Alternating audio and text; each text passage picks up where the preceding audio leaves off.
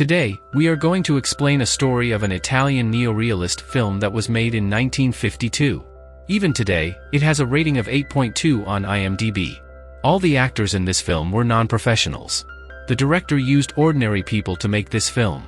However, people appreciated it a lot, and in 2005, Time magazine included it in its all-time 100 movies list. The story begins by showing many people, who are over 60 years old, chanting slogans against the government at a rally. These were all government servants, but now, they are retired and want their pensions increased, because the current pension they receive from the government is not enough for them to live on. While they are protesting in the streets, the police arrive, and they all disperse. Among these people is a man named Umberto Domenico Ferrari. He has no one in the world, but he does have a dog that he loves very much. He lives in a rented house and is also struggling with financial difficulties. Because of this, he wants to sell his watch. However, the first person he approaches says he doesn't need the watch as he already has one. Umberto tries to sell the watch to several people, and finally, one man buys it for 3,000 lira. Later on, when Umberto goes home, he finds that his landlady has rented his room to a couple for an hour. This angers Umberto, and he starts yelling, asking who is in my room. Just then, landlady arrives and says, "This is my house, not yours, and you will be evicted at the end of the month because you haven't paid rent for several months." Umberto argues, saying, "I have been living here for 20 years, and that this is not a proper way to treat someone who has been a tenant for so long." She replies, "You owes 15,000 lira, and if you doesn't pay it, you will be evicted." With that, she leaves. There was a maid who tells him that the landlady rents out rooms to everyone for an hour at a rate of 1,000 lira. Umberto then goes to his room, and later that night, the maid comes to him. She asks for the thermometer back, as she had lent it to him and the landlady would scold her if it wasn't returned. Umberto gives her 3,000 lira, which he got from selling his watch, and tells her to give it to the landlady. However, the landlady refuses to accept it, saying she needs 15,000 lira. And if she doesn't get it, Umberto will be evicted by the end of the month. Despite Umberto being old, alone, helpless, and sick, but it seems that money is more important than the value of a person. Umberto has some books, and he goes to sell them. Although they are worth more, he only gets 2,000 lira for them because people take advantage of his desperation. Now, with a total of 5,000 lira, he calls Maria again and asks her to give the money to the landlady.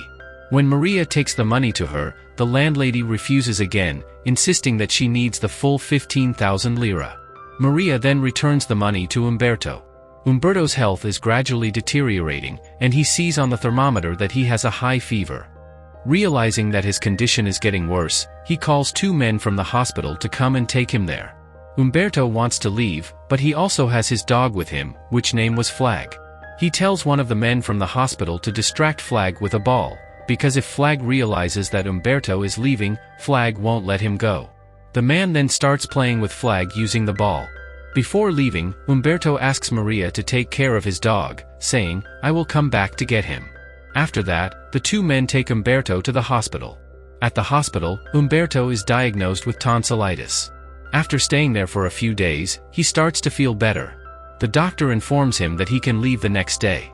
The patient next to Umberto suggests that he doesn't need to leave the hospital, saying the hospital has good food and is better than a hotel. He convinces a nurse to let Umberto stay a few more days. Eventually, Umberto gets discharged and returns home. When he arrives, he sees that the entire house is being renovated. Actually, the landlady is getting married, and the workers are broke the wall of Umberto's room to include it in the living room. Umberto calls out for Maria, but she is not there, and neither is his dog. He then goes to the market where he finds Maria.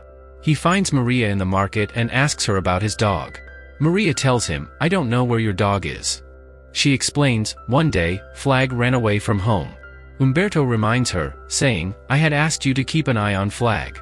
Maria then says, "I did, but the landlady kept opening the door, so one day Flike just left, and I haven't seen him since." Although Umberto had told Maria to inform the landlady that when he receives his pension, he would pay the full rent, but now, he has to settle his dues to stay in the house.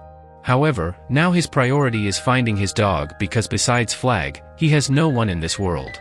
He goes to the city's animal hospital, where stray dogs are taken.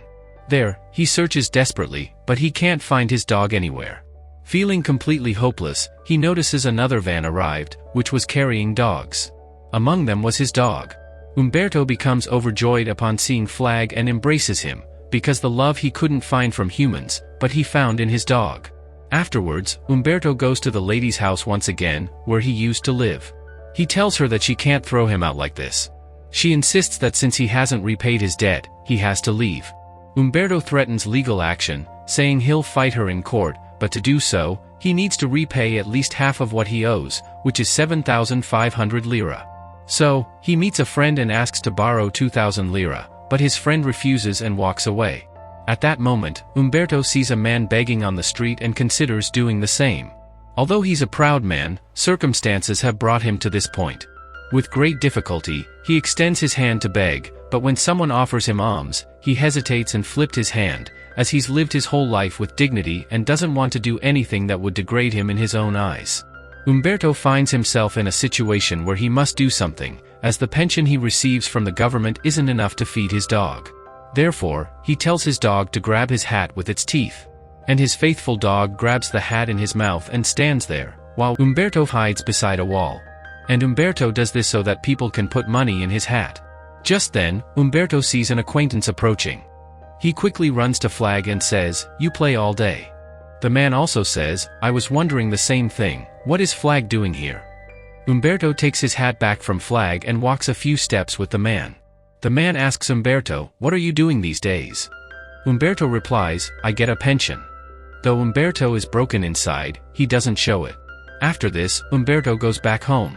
When he enters his room, he sees a large hole in the wall. Just then, Maria comes in and tells him that the owner wants to include his room in the living room to make it bigger. Umberto doesn't say anything. Maria asks, "What happened?"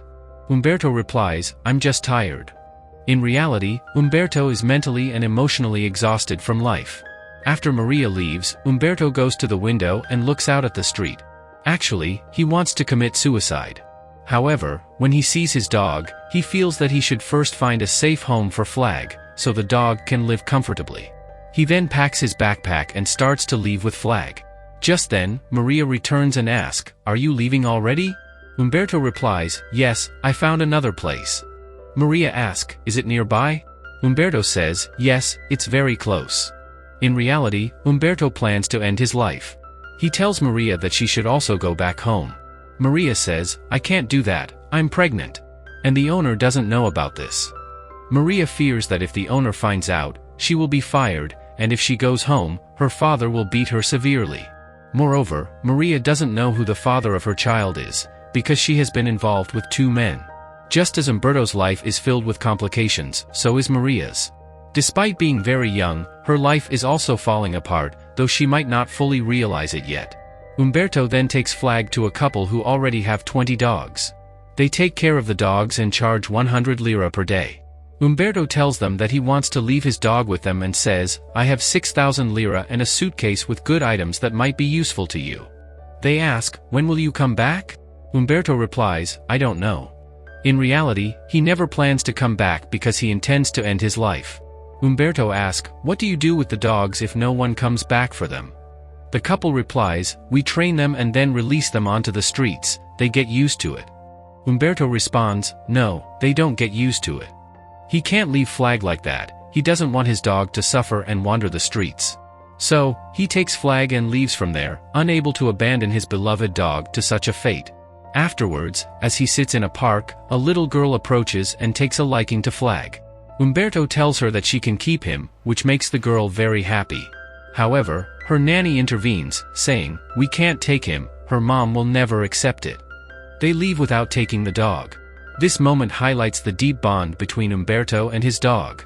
While the world has not valued Umberto, he cares for Flike more than anything. This bond is something that perhaps cannot be named, but it shows how much Umberto cherishes Flike. However, Umberto no longer wants to live, so he runs and hides under a footbridge, but Flike finds him. Umberto embraces Flike, lifts him into his arms, and heads toward the railway tracks. He intends to leave this world and take Flike with him, as he cannot bear to leave his beloved dog behind.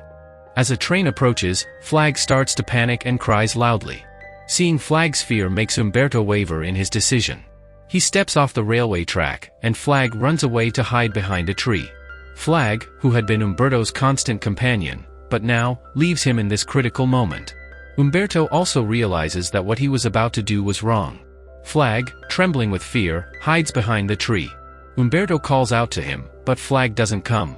Eventually, Umberto sees him and picks up a pine cone, using it to coax Flike out of hiding.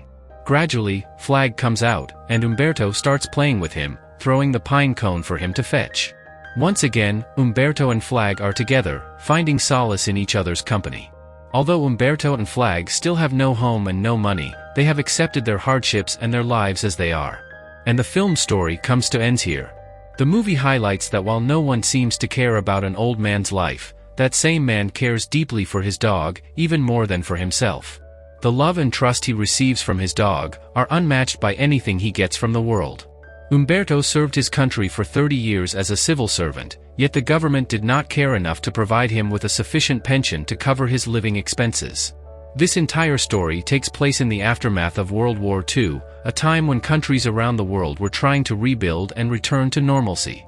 The movie was released in 1952 and was remade in 2008 under the title A Man and His Dog. Even today, this film has an IMDb rating of 8.2. We hope you enjoyed this story. Thank you very much.